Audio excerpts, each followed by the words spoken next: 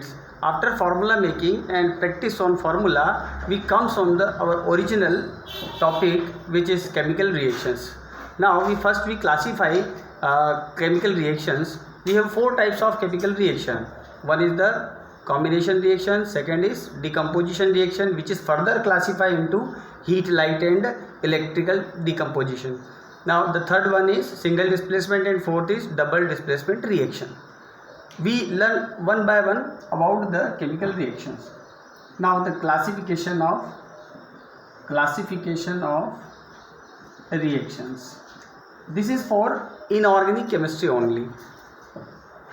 Classification of reactions. One we have combination reaction.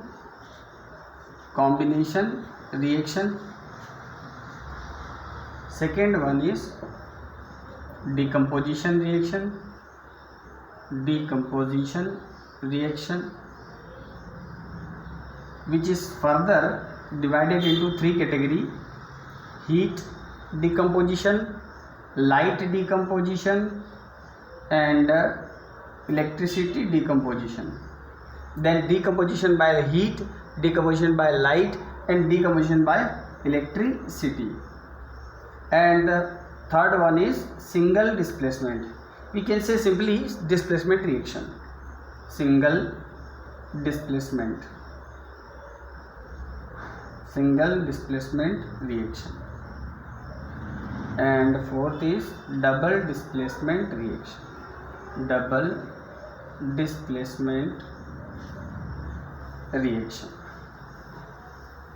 Now if we talk about combination reactions, two elements or compounds combine together and form a single type of compound. We have suppose we have two elements, they combine together and form a molecule or compound. So this type of reaction is called combination. And in this reaction also elements and compound combine together. In decomposition reactions, a particular compound decomposed by energy in the form of heat or light or electricity.